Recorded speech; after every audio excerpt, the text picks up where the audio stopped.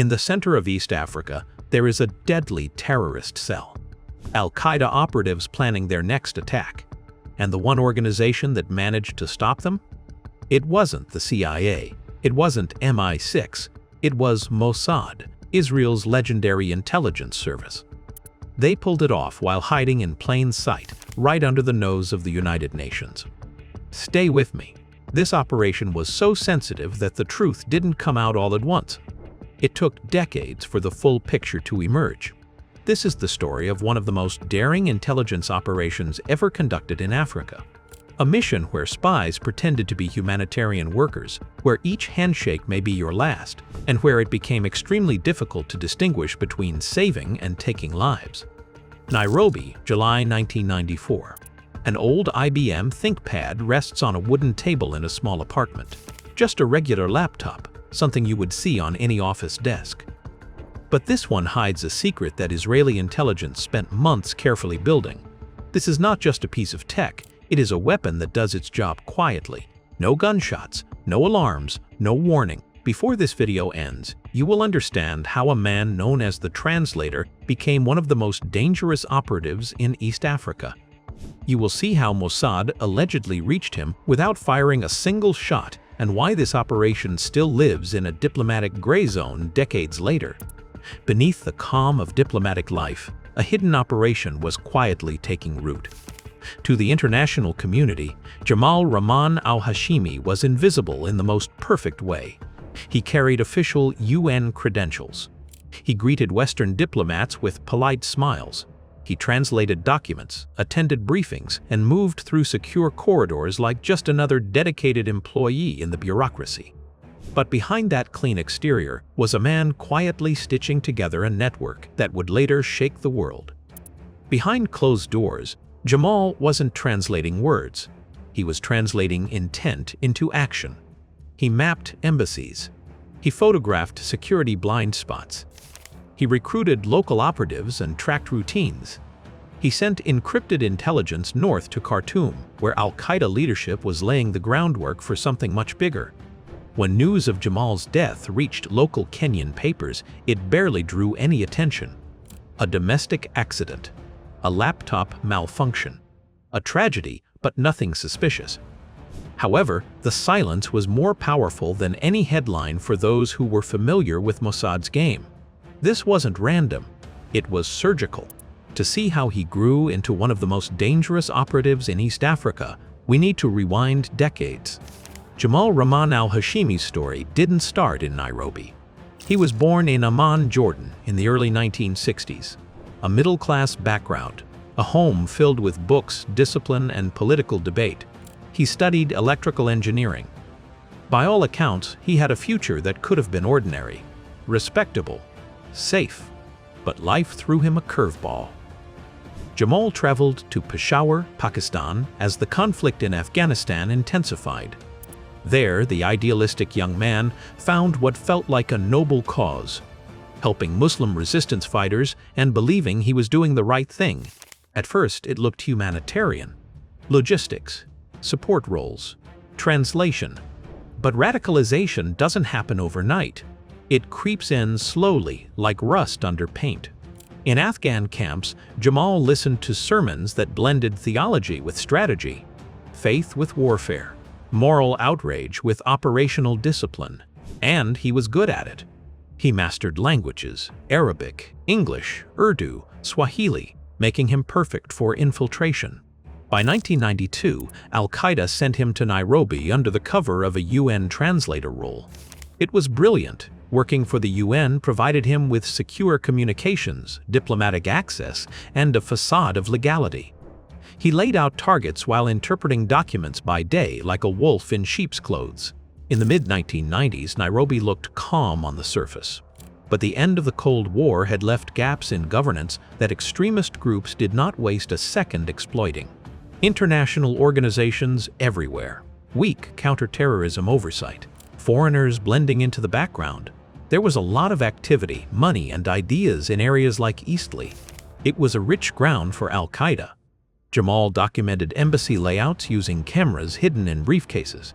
He timed guard rotations. He mapped routes used by Israeli diplomats. He recruited young locals, men like Ahmed and Farah, and trained them in surveillance and secure communication. To neighbors, he was boring. To intelligence agencies, he was a ticking clock. Here's where things get dangerous. Osama bin Laden had left Afghanistan. He set up a base in Sudan. He was pulling the strings from Khartoum. Money flowed in. Training was organized. Logistics were planned. Everything needed to expand operations in the region was coming together. The plan was simple and dangerous. Use East Africa as a launchpad. Western interests were close. Israeli targets were exposed. Embassies sat behind thin layers of security. Shipping routes passed nearby. Local governments were overwhelmed and counter-terror efforts were weak. Why strike from far away when the door was already cracked open? Veterans from Afghanistan were scattered across the region. They had combat experience and discipline. But there was a problem. Experience alone does not build a network. What they lacked was coordination, structure, someone who could connect the dots. That is where Jamal came in. Western intelligence agencies were starting to sense the threat. Mossad saw warning signs. The CIA did too. But attention was split. The Middle East demanded focus. The Balkans were unstable. Resources and time were at conflict with other crises. Meanwhile, Jamal was quietly getting to work. He carried out a series of operations that immediately raised red flags for Israeli intelligence. First, he began studying targets. He photographed the Israeli embassy and nearby facilities again and again, not casually, methodically. He captured entry points, camera angles, guard positions, and the moments when security relaxed during shift changes. Next, he tracked movement. Israeli diplomats did not just travel between offices and homes. They had routines, favored routes, predictable timing. Jamal mapped all of it: how long each trip took, which vehicles were used, where the road narrowed, where visibility dropped. Then came recruitment. He brought in young local men, at least 3. Names like Ahmed and Farah appear later in intelligence files. They received training in secret communication techniques, basic surveillance, and how to blend in without being seen. Nothing flashy, just enough to be effective. But the most alarming work happened behind the scenes. Jamal became a communications bridge. He sent encrypted messages north to Khartoum. These were not idle updates. They contained real intelligence, locations, routines, vulnerabilities, the kind of information that turns ideas into operations. And that was the moment Mossad understood something critical. Intercepted communications triggered alarms in Tel Aviv. References to attacks, Israeli targets, African soil, tight timelines. Jamal was no longer watching from the shadows. He was preparing the battlefield. March 1994, Tel Aviv. A few men gather in a locked area within Mossad headquarters behind closed doors. These are not rookies. Every person at the table has spent decades operating in the shadows. This is what they do. Spread across the table are photographs of one man, maps of Nairobi, intercepted messages, risk assessments stamped confidential. The mood is heavy because the decision in front of them carries real consequences. How do you stop a threat hiding in plain sight inside a neutral country? There is no official cover, no safety net, no room for mistakes. If anything goes wrong, Kenya could cut ties overnight. The United Nations could demand answers. The operation could turn into a diplomatic disaster that follows Israel for years. And yet, waiting is not an option. The intelligence is clear. This man is not a distant risk. He is active. He is organizing. Every day he remains in place increases the chance that Israeli lives will be lost. That is when the decision is made. 2 veterans are selected. Known internally as Yonatan and Amos, they come from the Kidon unit, a branch designed for missions that leave no trace. Their instructions are simple and unforgiving. Surgical elimination. Minimal signature. Clean exit. Now comes the harder question. How? They need something reliable, something discreet, something that does not look like a weapon, something that can be delivered without agents standing nearby when it happens. That is when the idea takes shape. A laptop. At the time, an IBM ThinkPad was everywhere. Offices, international organizations, aid agencies, diplomats. No one would look twice. Inside, however, the machine is carefully altered. The battery compartment is replaced with an explosive charge, powerful enough to kill the user, controlled enough to avoid bringing the whole building down. The trigger is clever and cruel.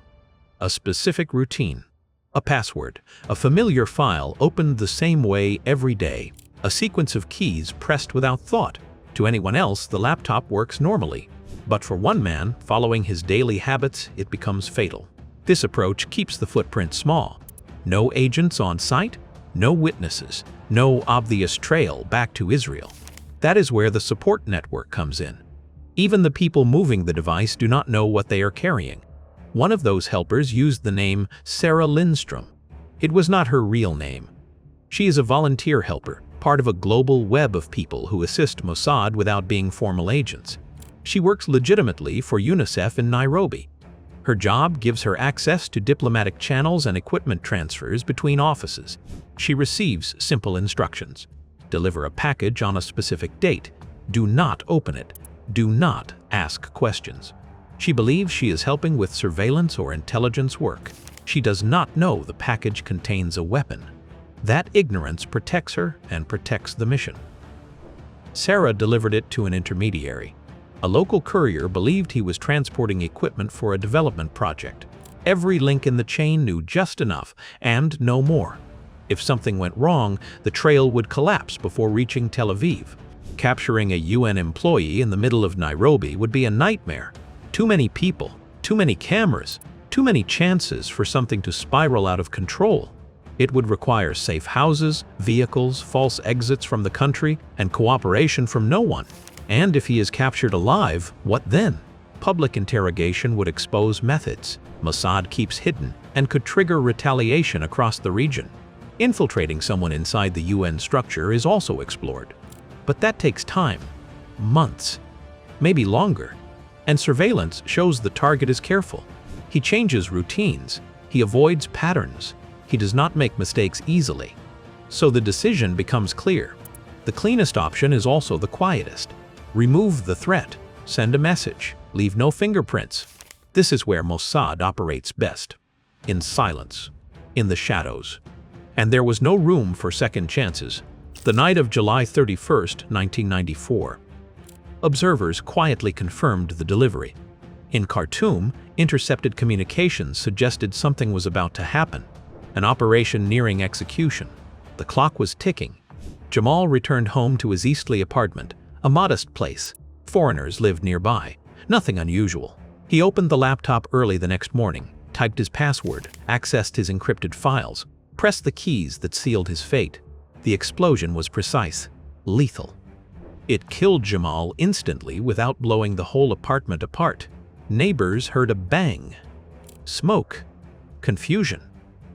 At first glance, emergency crews believed it was an electrical accident, an overheated battery. A tragic malfunction.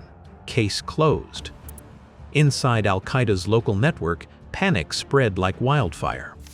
Ahmed and Farah vanished within days. Communications to Khartoum went silent. Documents Jamal had stored were destroyed or disappeared before investigators arrived. It was as if someone had cut the nerve connecting Nairobi to the larger operation. The message was unmistakable. Jamal was cautious, invisible, and protected by the UN. And if Mossad could reach him, then no one was truly safe. Israeli intelligence watched the fallout quietly. Objective achieved. Publicly, the reaction was almost non-existent. The UN released a brief statement mourning a dedicated employee. No investigation, no accusations, no uncomfortable questions. Kenyan authorities labeled it an accident. The press moved on. Western diplomats whispered behind closed doors. But no one wanted to open Pandora's box, because once it opened, it would expose how deeply terror networks were embedded in Kenyan soil. Mossad, as always, said nothing. The story broke apart in the years that followed. Journalists hinted at Mossad involvement. Analysts noted similarities to other covert assassinations. Confidential reports circulated quietly in Washington and London, but without proof, nothing stuck. The legal debate lingered. Supporters argued targeted killings prevent mass murder. critics called it extrajudicial execution on foreign soil. No clear agreement was ever reached. Tactically, the operation worked. The Nairobi cell collapsed temporarily. Communications froze for months, surveillance intensified. But history has a cruel sense of irony. Despite Jamal's elimination, Al-Qaeda adapted. New coordinators arrived. Networks regenerated. Plans continued. Over 200 people were killed when the American embassies in Nairobi and Dar es Salaam exploded 4 years later. The operation delayed the timeline but didn't stop the storm. Selective assassinations can cut branches. They rarely uproot the tree. So we return to the question: who was the man known only as the translator? And why does his death, quietly labeled an accident, feel like something more? Now you know the name Jamal Rahman Al-Hashimi. But more than that, you know the man. An engineering student who took a darker path. A logistics mind who planned violence while shaking hands at polite diplomatic events. A person full of contradictions. Friendly on the surface. Dangerous underneath. That laptop on the wooden table in Eastleigh did not explode because of a random malfunction. It exploded because of months of careful planning. Decisions made in closed rooms in Tel Aviv. Engineering work done far from public view. And a delivery made possible by a quiet support network that never asked too many questions. His death disrupted an Al-Qaeda cell in Nairobi. But the ideas that fueled violence across continents lived on. That is where the story becomes uncomfortable. Operations like these do save lives and stop real threats. For intelligence agencies, that alone justifies the decision. So the real dilemma never disappears. Security versus accountability. Protection versus principles. No operation solves it. It only pushes the question on to the next generation. Somewhere in a classified file in Tel Aviv, Jamal Rahman Al-Hashimi is marked as completed. But the questions remain. How many lives were saved? How many rules were broken? And how many new Jamals were shaped in the shadows because of this one act? Who knows? It all depends on which side of the line you're looking from. And now the question comes to you. If you were in that room in Tel Aviv, staring at photos and intelligence reports, knowing delay could mean blood on embassy floors, what would you choose? Would you authorize the operation? Or would you risk everything on due process? There's no easy answer. If this deep dive made you think, question, and look twice at the world behind official headlines, make sure to subscribe and turn on notifications. We explore real cases, secret operations, and hidden histories every week. No surface-level storytelling.